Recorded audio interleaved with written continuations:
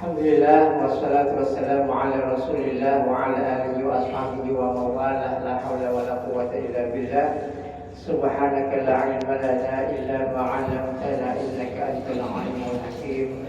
Qala rabbi shrah li sadri wa yassir li amri wahlul 'uqdatam min lisani yafqahu qawli. Qala Allah ta'ala fi kitabihil karim, a'udzu billahi minasy syaithanir rajim. Ya ayyuhalladzina amanu udkhulu fis silmi kaffah wa la tattabi'u khutuwati syaitan innahu lakum 'aduwwun mubin. Wa ba'd. Mohon izin menyapa Bapak Ibu semua, bagaimana kabarnya Bapak? Alhamdulillah. Alhamdulillah kita Allah kembali takdirkan berjumpa setelah kita melewati penataran Ramadan. Kita berharap Ramadan yang telah kita lalui bersama berhasil menjadikan hidup kita menjadi hidup yang lebih berkualitas. Makin lembut suami kepada istrinya, istri makin hormat kepada suaminya, anak makin taat patuh kepada orang tuanya, orang tua makin sayang kepada anak-anaknya. Dan semoga kita semua sesama kaum muslimin saling menguatkan, saling berkasih sayang, dan saling membantu penderitaan sesama kita. Terkhusus saudara kita yang saat ini masih membutuhkan uluran doa kita, yaitu saudara-saudara kita di Palestina. Kita doakan semoga mereka Allah berikan kesabaran, yang wafat Allah berikan kesyahidan, dan semoga Allah jadikan muslim Palestina sebagai syuhada fi sabilillah yang membela, yang menjadi gerbang pertama mengawal tempat suci ketiga, Masjid Al-Aqsa. Dan kita yang hadir di Indonesia ini, khususnya di Musola Gerha Sabta Indah ini, semoga ya ubur-ubur ikan sepat, rezekinya makin subur, uang tabungannya pun makin berlipat-lipat. Amin ya rabbal alamin.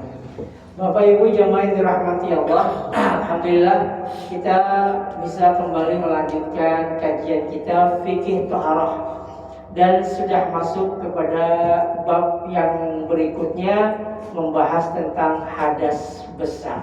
Sebelum Ramadan kita membahas hadas kecil, dan di bulan Syawal ini kita membahas hadas besar. Bapak Ibu dirahmati Allah, fikih thaharah itu tak luput dari dua hal, najis dan hadas. Najis telah kita bahas, sekarang kita bahas hadas. Hadas terbagi menjadi dua, ada hadas besar dan hadas kecil. Dan sekarang kita membahas hadas kecil. Nah, hadas besar. Apa itu hadas besar? Hadas besar itu adalah kondisi, Pak ya, kondisi, bukan menunjukkan barangnya, tapi kondisi seseorang yang tidak suci yang mengharuskan dia mandi wajib. Itu hadas besar. Jadi beda dengan najis ya. Kalau hadas itu tak tampak, kalau najis kelihatan barangnya ya. Kita tidak bisa mengatakan Pak hadasnya jatuh, nggak mungkin. Tapi najisnya jatuh kelihatan, tapi hadas itu diri kita yang tahu. Nah, kalau hadas besar dia mewajibkan mandi wajib. Nah, sekarang pertanyaannya adalah apa saja yang menjadikan seorang muslim itu harus mandi wajib? Nah, itu yang pertama junub. Ya, tahu junub Pak? Ya, jangan pura-pura nggak tahu Pak. Junub dengan janabah itu sama. Ya, kondisi ketika seorang, mohon maaf, berhubungan suami istri pertama. Ya, berhubungan suami istri bisa dua. Ada kalanya, mohon maaf, ya, bertemu, ada kalanya tidak. Tapi yang menjadi patokannya itu pertama, mohon maaf, keluarnya air mani. Ya, andaikan tidak keluar, mohon maaf, tetapi sudah bertemu Pak, nah itu tetap dalam kondisi janabah, gitu, ya. Sudah bertemu tapi nggak keluar, itu sudah dalam kondisi junub. Paham Pak? Ketemu dan keluar paham ya Pak? Iya. Nggak usah dijelaskan lagi Pak Arifin ya. Junub, ya. ini yang pertama junub. Pertama hubungan suami istri. Kedua orang yang mimpi basah. Ini yang sedang bujang atau yang istrinya di kampung, ya ini sering mandi basah. Ya atau mimpi basah ya, apa itu mimpi kecebur kali. Itu mimpi basah ya. Atau junub. Nah, ini yang pertama, dia wajib mandi wajib. Yang kedua, haid. Kondisi seorang wanita yang kedatangan tamu bulanannya, ya haid. Nah, ketiga nifas, kondisi seorang wanita pasca melahirkan. Ya ketika dia melahirkan itu ada darah yang menyertai, baik itu dia dalam kondisi melahirkan normal ataupun sesar. Ya, ini dia harus mandi wajib. Dan yang keempat kematian. Ya ketika kondisi orang meninggal maka dia mandi, wajib mandi. Cuman yang pertama, kedua, ketiga ini harus mandi wajib dirinya sendiri. Siapa yang melakukan maka dia yang mengerjakan. Ya, junub, haid, nifas yang mandi kudu pribadinya. Sedangkan yang mati tidak bisa pribadinya, harus minta tolong tetangga. Ya. Dan mungkin kapan-kapan kita bisa praktek Pak ya. Praktek memandikan jenazah. Karena saya buka pelatihan juga, pelatihan pengurusan jenazah sesuai sunnah. Karena banyak praktek-praktek di masyarakat yang ternyata jauh dari aturan agama. Sampai ketika saya ngisi di Pondok Cabe, sampai mohon maaf ya di ahli warisnya diperintahkan untuk mohon maaf menadangi kotoran dari jenazah untuk kemudian dikonversikan, digantikan dengan emas. Kotorannya lupa. Itu yang mandi itu. Kalau kita nggak paham, kita nurut aja. Nah ini praktek memandikan jenazah. Dan harus kita pahami, jangan sampai kita pemahamannya terlalu horor ya. Mandi jenazah itu horor. Enggak Pak. Memandikan jenazah justru memandikan paling mudah. Kenapa? Karena yang dimandikan nggak pernah protes Pak. Orang sampo nggak pernah protes Pak. Iya, dia diem aja. Nah ini nanti insya Allah waktu kita bisa praktek ya. Tinggal siapa yang jadi korbannya nanti ya. Nah ini 4 hal ya, kondisi seorang wajib mandi ya. Nah sekarang kita bahas yang pertama, yang junub. Sekarang ketika seorang dalam kondisi junub atau janabah ya, kalau junub tuh kondisi seorang sehabis mengeluarkan air mani, junub. Sedangkan janabah kondisi seorang sebelum melakukan mandi wajib janabah. Sebetulnya 2 hal yang sama. Apa saja yang dijauhi ketika seorang dalam kondisi junub? Ini harus kita perhatikan Pak. Ada banyak orang yang nggak paham. Bahkan maaf saya pernah nge-share di TikTok ya tentang larangan orang yang mandi janabah. Itu Masya Allah. Sampai ada orang yang ya komennya itu sampai ada 100.000 penonton ya. Ada yang sampai komen, emang kalau ngeluarin air mani wajib mandi gitu. Sampai segitunya Pak, gitu. Ya saking minimnya ya pengetahuan mereka tentang agama. Nah, apa saja ketika seorang dalam kondisi junub yang harus dijauhi? Yang pertama tentunya sholat, ya, karena sholat dalam kondisi suci. Yang kedua tawaf, ya, tawaf mengelilingi Ka'bah berlawanan dengan arah jam.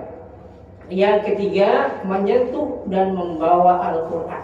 Nyentuh aja nggak boleh, juga membawa pun nggak boleh. Kecuali yang kita bawa beserta dengan hal-hal yang lain. Contoh, Bapak bawa mushaf Quran tapi disertakan di dalam tas, di mana tas itu kumpul banyak baju, pakaian Bapak pulang kampung. Bapak berangkat kerja, nanti mungkin mandinya di kantor, nggak sempat mungkin. Bangun-bangun, Masya Allah, habis sholat subuh, langsung karena situasinya pas banget ya, situasinya mendukung gitu kan, anak lagi pada tidur gitu kan. Sebelum berangkat kantor ternyata mungkin mimpi basah. Bangun ternyata udah jam 7, nggak sempat mandi, langsung berangkat kantor. Niatnya mandi janabahnya di kantor. Nah, biasanya di bawah Quran, kalau dia ada sertanya yang lain, buku-buku, laptop dan sebagainya maka boleh. Tapi kalau hanya murni mushaf, nggak boleh. menyentuh dan membawa Quran. Kalau misalkan Quran terjatuh bagaimana? Dia kondisi janabah melihat Quran tergeletak di bawah, maka dia wajib mengamankan Al-Quran tapi tidak dengan menyentuh secara langsung. Carilah lap atau apa yang tidak terlalu tidak terlalu rendah ya. Kalau kain pel ternyata sangat rendah banget ya. Makanya baju lah atau apa ya yang kita kemudian kita letakkan di atas tempat yang terhormat. Nah, ini menyentuh dan membawa. Yang ketiga, tadi Pak, yang keempat membaca Quran ini nggak boleh Pak. Ya, ini kadang-kadang kita refleks Pak. Dengerin murotal kita ikut-ikutan. Qul huwallahu ahad. Itu nggak boleh Pak. Kondisi junub itu nggak boleh. Ya, hal yang harus dijauhi oleh seorang manusia di janabah adalah membaca Quran. Sebagaimana yang disampaikan ya oleh hadis riwayat Imam Ibnu Hibban, Nabi sallallahu alaihi wasallam kana la yahjubuhu an qiraatil Quran syai' illa ayyakuna junuban. Nabi itu enggak melarang kita membaca Quran kecuali dalam kondisi junub. Bapak mohon maaf, batal wudunya masih boleh Pak baca Quran. Tapi kalau kondisi junub Pak, ini larangan Pak. Iya. Ustaz, bagaimana kalau misalkan baca alhamdulillah habis makan? Mungkin kalau misalkan dapat door prize alhamdulillah ya, atau melihat sesuatu subhanallah atau Allah akbar. Kalau niatnya zikir maka enggak apa-apa. Ya, karena alhamdulillah kan bagian daripada surah Al-Fatihah. Alhamdulillahirabbil. Kalau niatnya zikir maka enggak apa-apa. Ya, enggak apa-apa. Rabbana atina. Kalau niatnya doa enggak baca Quran maka enggak apa-apa. Ya, kembali ke innamal a'malu binniyat ya. Membaca Quran hindari kecuali zikir tertentu ya. Kemudian berikutnya berdiam diri di masjid. Ya, kalau bisa hindari. Ini ngapain? Ya. Ya kalau sekedar lewat benerin ngambil sesuatu maka boleh. Ya. Ya berdasarkan surah An-Nisa ayat 43. Allah Subhanahu wa taala yang menyampaikan ya ayyuhalladzina amanu, wahai orang yang beriman, la taqrabus shalah, jangan kalian mendekati ibadah salat wa antum sukara, sedangkan kalian dalam kondisi sedang mabuk, khawatir bacaannya ngaco. Begitu. Hatta ta'lamu ma taqulun, sampai kamu sadar terhadap apa yang kalian ucapkan, udah enggak mabuk lagi. Wala junuban, dan jangan orang yang sedang junub itu pun mengerjakan salat. Ya. Dalam arti juga jangan menghampiri masjid. Ya, karena sholat itu dikerjakan di masjid, maka ulama mengatakan wala junuban ay huwa wala taqrabul masjid, jangan mendekati masjid illa abiri sabil, kecuali kalau sekedar lewat doang. Ya, hatta taktasilu, sampai kita atau kalian mandi. Nah, ini dalil bagi seorang yang junub jangan berdiam. Ya, jangan diam. Walaupun cuma hanya sekedar ngambil sesuatu maka diperbolehkan, sekedar lewat. Kalau bisa dihindar. Nah, kemudian itu yang junub. Ya, kondisi orang ketika sedang junub yang dilarang. Kemudian yang kedua, larangan ketika seorang wanita dalam kondisi haid. Pertama sama sholat, kedua tawaf, ketiga menyentuh dan membawa Al-Quran, ketiga yang keempat membaca Quran. Nah ini untuk yang keempat ini ada perbedaan di kalangan ulama. Ya, apa perbedaan di kalangan ulama? Yang pertama, setidaknya ada 3 pendapat. Pertama mengatakan haram, nggak boleh sama sekali seorang yang sedang wanita datang haid ini nggak boleh baca Quran sama sekali. Ya, ini pendapat jumhur ulama, mayoritas ulama Hanafiyah, Syafi'iyah, Hambaliyah. Ya, pendapat kedua mengatakan boleh asal tidak nyentuh mushaf, gitu. Boleh baca asal nggak pegang mushaf, gitu. Ya, ini pendapatnya ya Syekh bin Baz. Ya, boleh. Ini pendapat Imam Malik, satu pendapat Imam Hanafi, Imam Ahmad, dan juga dipilih Imam Al-Bukhari, Imam Abu Daud, dan Imam Ibnu Hazm. Ya, jadi boleh asal nggak menyentuhnya. Andaikan kita membaca pun Quran yang banyak terjemahannya itu boleh. Ya, bukan mushaf yang murni mushaf. Tapi kalau yang mushaf sekarang kayak udah banyak kan terjemahan. Maka ini mayoritas ulama mengatakan boleh. Ya. Yang ketiga boleh, tapi hanya 1 atau 2 ayat aja, hanya beberapa aja. Ya, misalkan hanya baca alif lam mim, udah. Ya, nggak banyak. Nah, ini membatasi tidak lebih dari 1 ayat. Ini pendapat yang ketiga. Dari ketiga pendapat ini mana yang lebih kuat? Nah, jadi ketiga pendapat ini yang lebih kuat pendapat yang kedua. Ya, apa dalilnya? Karena tidak ada dalil yang tegas yang mengatakan wanita haid itu tidak boleh membaca Quran tidak dalam hal yang tegas. Ya, ya kenapa? Karena kebanyakan ulama itu mengharamkan wanita itu membaca Quran itu dikiaskan dengan orang yang junub. Ya, sedangkan pengiasan orang yang junub terhadap orang yang haid ini enggak sama. Apa bedanya? Kalau orang yang junub bisa langsung mandi, betul enggak? Dia mandi basah, dia mimpi basah, dia habis berhubungan bisa langsung segera mandi. Tapi kalau wanita haid bisa langsung mandi enggak kalau belum selesai haidnya? Tidak bisa. Apalagi dia seorang guru, apalagi dia seorang yang hafizah, di mana setiap hari dia harus membaca murattal Quran, dia harus murojaah, ya. Maka ini pendapat yang lebih kuat, wanita yang haid boleh membaca Quran asal tidak memegang mushaf. Ini pendapat yang lebih kuat, ya. Sebentar, ya. Nah, inilah bedanya wanita yang haid dengan orang yang junub. Nah, kalau ada sebuah pertanyaan, kenapa sih orang yang junub dengan orang yang kentut, mohon maaf, orang yang buang air kecil, kok kafaratnya beda? Kalau orang yang habis buang air kecil cukup dengan wudhu selesai, betul Pak? Tapi kalau junub, kenapa harus dibasuh seluruh tubuh? Nah, orang liberal itu kemudian ya mengambil celah, ya. Kenapa nggak sama aja? Kan sama-sama mengeluarkan cairan. Jawabannya adalah orang yang junub berbeda dengan orang yang buang air kecil. Karena kalau orang buang air kecil, ya dia selepas buang air kecil emang lega Pak, lega. Karena sudah apa yang menahan dirinya itu sudah keluar, lepas. Begitu buang air besar. Tapi kalau orang yang junub itu ketika dia mengeluarkan air mani itu akan terasa sekujur tubuh, sehingga menyebabkan selepas ia keluarkan dia akan lemas. Betul nggak Pak? Lemas. Makanya Pak, karena dia lemas, seluruh anggota tubuh ini ikut merasakan. Karena ikut merasakan, wajib dibasuh.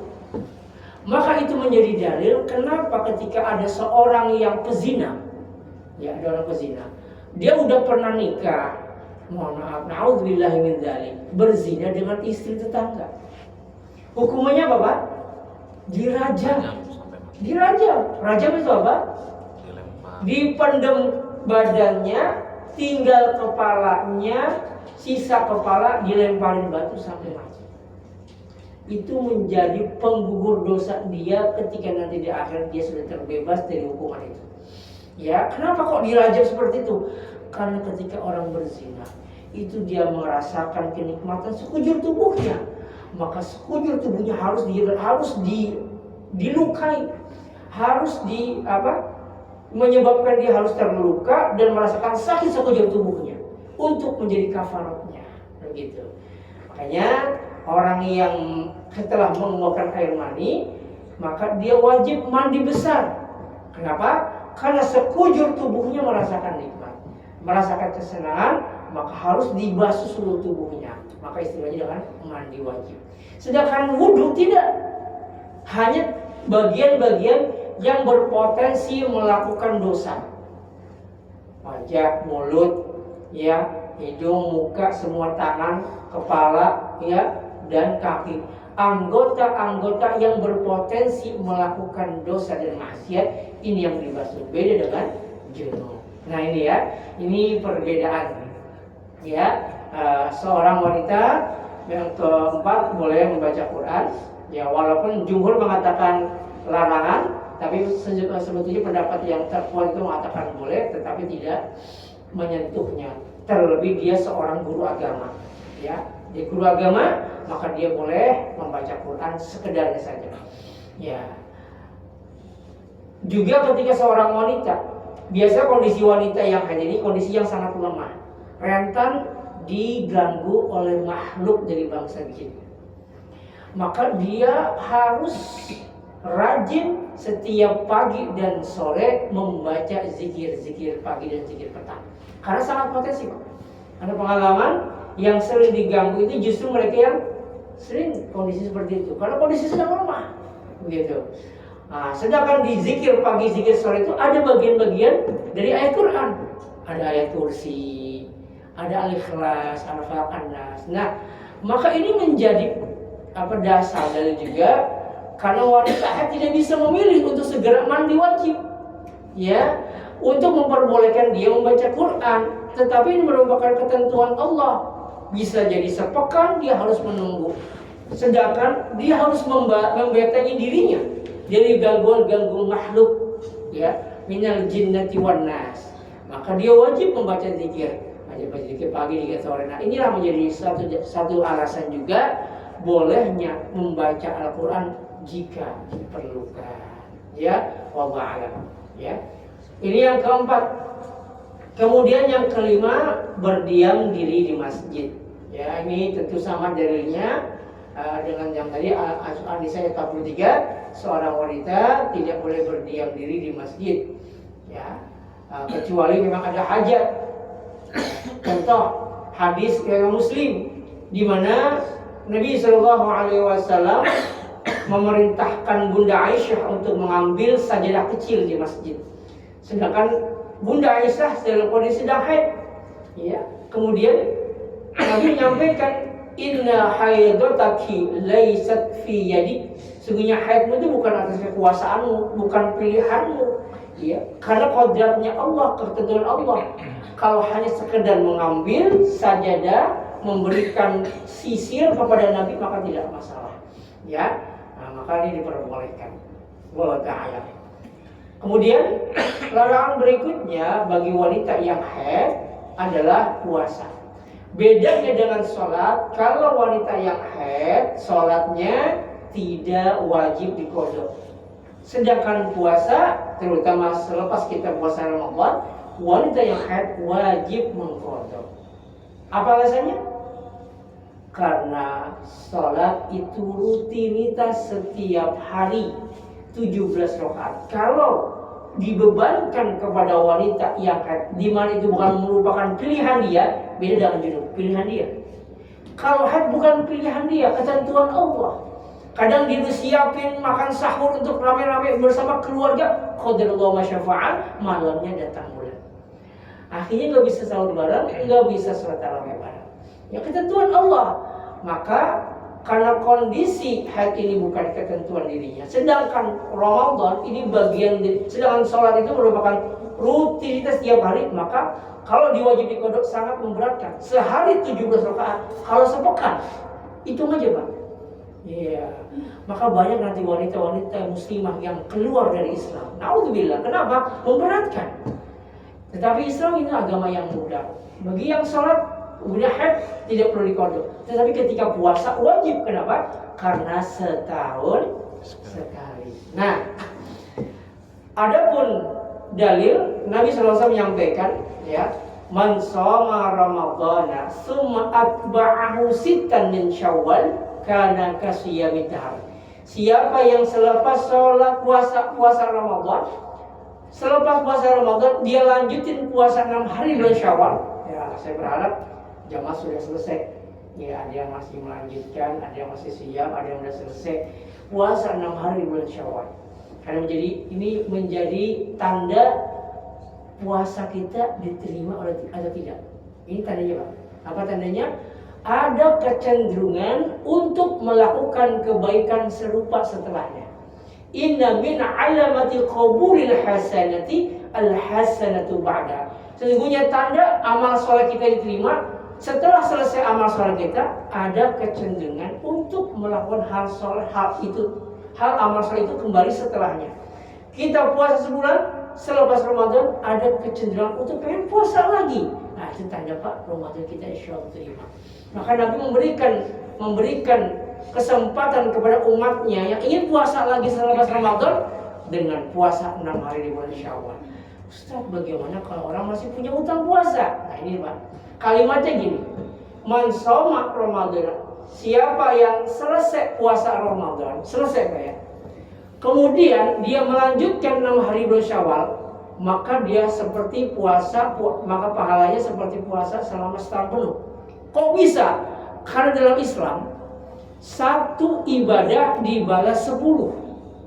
Kalau Ramadan taruhlah 30 hari. Kalau 30 kali 10 berapa Pak? 300. Ditambah 6 hari di bulan Syawal. 6 kali 10 60. Berarti berapa Pak total? 360 hari. Sama seperti kita puasa selama 360 hari, artinya setahun. Kalau setelah puasa Ramadan lanjut puasa Syawal, baik puasa 6 hari berturut-turut atau puasa selang-seling hanya diambil Senin, Kemis, atau terpisah-pisah, yang penting sempat selama masih di bulan Syawal, maka ini masih dalam hitungan puasa sunnah Syawal diperbolehkan. Maka ganjarannya sama seperti puasa selama setahun penuh. Menjadi pertanyaan, apakah orang yang masih punya utang puasa boleh berpuasa Syawal? Nah ini Pak, ini ada ulama berbeda pendapat. Pendapat pertama mengatakan nggak boleh. Kenapa? Karena dalilnya man shoma Ramadana, siapa yang telah selesai puasa Ramadan, selesai berarti selesai pula puasa Ramadannya plus qada puasanya. Selesai. Kenapa? Untuk mendapatkan kesempurnaan 30-nya itu loh Pak. Kalau dia masih 23 karena 7 hari dia bolong, berarti dia belum 30, masih 230. Kalau ditambah langsung 6 hari di bulan Syawal, belum lengkap 6 setahun. Gitu. Maka pendapat pertama ulama mengatakan dia harus membayar hutang puasanya dulu sebelum puasa Syawal. Kenapa? Untuk mendapatkan pahala setahun penuh, dia harus melengkapi Ramadannya yang 30. Begitu. Ya, ataupun 29, 30 kira-kira aja lah. Ya, untuk mendapatkan 300 harinya itu. Kemudian ditambah dengan 60 hari di bulan Syawal. Ya. Nah, ini pendapat pertama. Pendapat kedua mengatakan boleh. Ya, boleh kita puasa ya sekaligus nanti Ramadan qada puasanya diakhirkan. Tapi pendapat pertama lah yang lebih kuat sebetulnya. Pendapat pertama yang lebih kuat karena sesuai dengan dalil. Ya, dia telah selesai puasa Ramadannya, selesai semua selesainya, kemudian lanjut puasa Syawalnya. Ya, lanjut puasa Syawal. Ini wallahu a'lam bishawab. Ya, selesaikan dulu pada puasa Ramadan kita, baru lanjut kita puasa Syawal. Wallahu a'lam. Ya. Nah, ini larangan yang keenam berpuasa bagi istri kita yang punya utang puasa, tentunya wajib dia membayar. Jangan sampai ketemu Ramadan berikutnya dia masih punya utang puasa. Kenapa? Karena dia akan dapat kafarat membayar dia. Ya, bayar fidyah. Ya, bayar fidyah. Dia tetap puasa, tapi dia membayar fidyah. Fidyah puasanya berupa berapa? Fidyah puasanya berupa 1 mud ya. Jadi ukuran 1 tangan begini. Kurang lebih konversinya sekitar 6, sekian ons. 7 on lah. 7 on. Berarti kalau misalkan Bapak punya orang tua yang sudah sangat sepuh, nggak mampu puasa, maka dia wajib fidyah. Al-Baqarah 184. Wa 'alal ladzina yutiqunahu fidyatun ta'amu miskin. Bagi orang yang nggak mampu banget kondisinya dua, sakit yang tidak ada harapan sembuh. Yang kedua, kondisi rentak dan sangat rentak, nggak mampu untuk berpuasa, maka dia wajib membayar fidyah. Fidyah yang pertama dengan makanan, Pak. Fidyatun ta'amu miskin, kalimatnya gitu. Wa 'alal ladzina yutiquna fidyatun ta'amu miskin, harus berupa makanan. Dan ulama ya mengatakan tidak sah fidyah dengan uang. Walaupun ada Imam Hanafi mengatakan uang tapi pendapatnya lemah. Ya, karena dalilnya tegas nas Quran, ta'am miskin, makanan bagi orang miskin. Dan fidyah hanya diberikan kepada orang miskin. Karena Al-Baqarah 184, orang miskin, baik satu orang maupun beberapa orang, boleh Pak? Ya, baik makanan mentah maupun makanan matang, boleh fidyah. Ya, fidyah. Contoh juga seorang ibu yang hamil. Ya, ibu hamil dalam kondisi puasa kemarin dia hamil. Kalau dia paksa puasa membahayakan janin, maka dia tidak puasa. Kemudian berikutnya pas masuk Ramadan nggak sempat bayar puasanya. Kenapa? Dia harus menyusui bayinya, sehingga mau nggak mau dia membayar fidyah seperti itu. Ya, bagaimana caranya? Boleh dengan 7 on beras. Berarti kalau 30 hari 7 kali 30 berapa Pak? 27 kilo. Begitu. Ya, atau dengan makanan matang boleh Pak. Karena Anas bin Malik ketika sudah renta, beliau sahabat yang didoakan Nabi panjang usia, ketika sudah renta beliau tidak puasa sehingga beliau membayar fidyahnya dengan makan matang. Makan matang, tapi kalau bisa makanan yang layak Pak, yang pantas. Ya, contoh nasi rendang, ya, ayam, ya, telur atau apa yang pantas. Jangan nasi sama tempe doang Pak. Tempe sambal. Ya, walaupun ini boleh, tapi ini kurang pantas. Yang layak Pak, yang layak. 1 kali makan, ini 1 kali puasa. Ini fidyah. Ya, fidyah puasa. Nah, memang ada di beberapa tempat fidyah itu diberikan secara acak Pak. Ketika ada orang meninggal, ya dia difidyahin, fidyah puasa, fidyah sholat. Ya, padahal nggak ada fidyah sholat, itu nggak ada. Yang ada fidyah puasa. Dan diberikan acak, RT-nya dapat, ya ustadznya juga dapat, ya RW-nya dapat. Ada orang-orang kaya itu, ya mobilnya ada 2. Nah, ini nggak boleh Pak, ya, karena fidyah itu khusus bagi orang miskin, kecuali dia merasa miskin. Ya. Nah, ini larangan yang keenam. Yang berikutnya, wanita yang haid ini dilarang dicerai Pak. Ya, dia dilarang ditalak.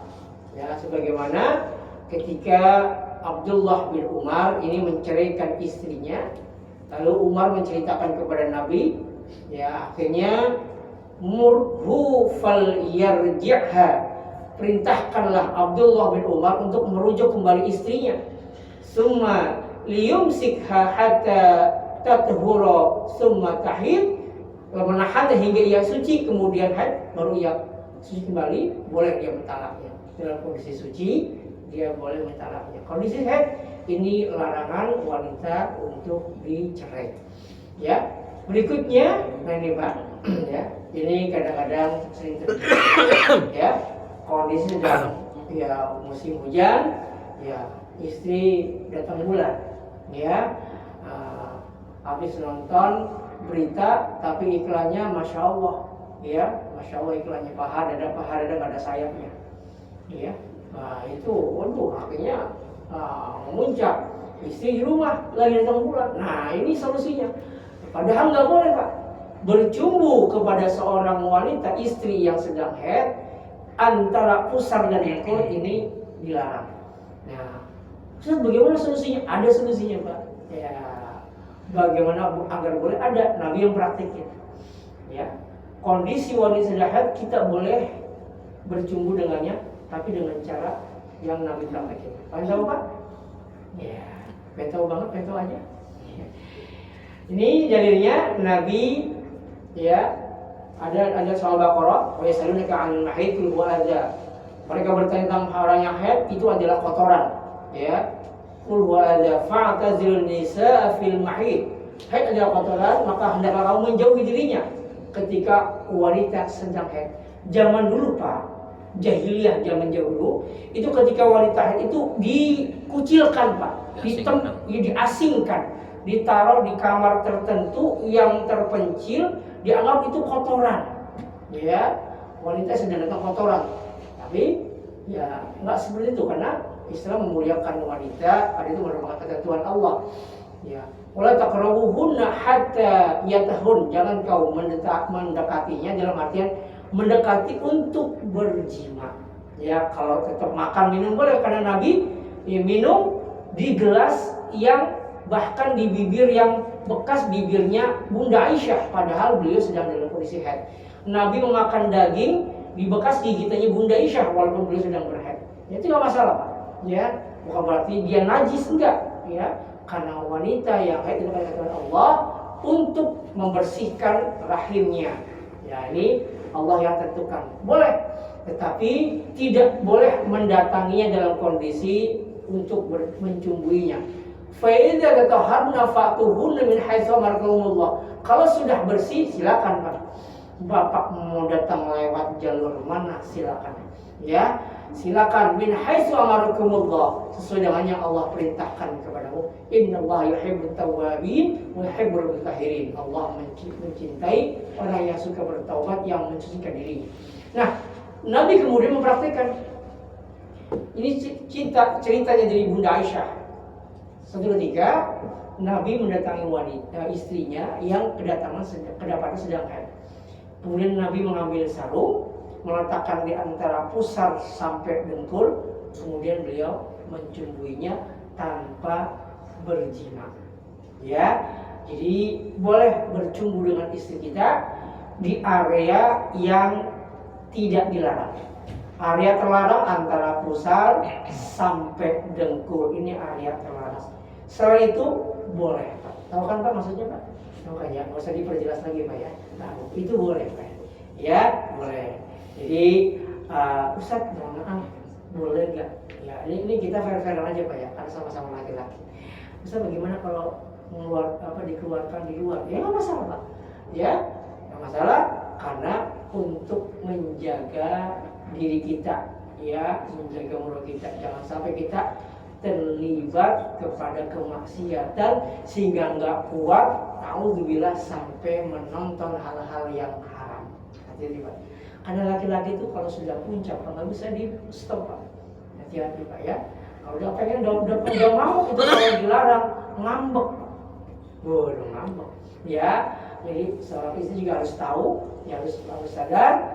Ya, walaupun dalam kondisi haid, ya hanya yang dilarang adalah antara pusar dengan dengkul. Selebihnya tafadhol, silakan ya, silakan kita mencumbui istri kita di tempat-tempat yang diperbolehkan.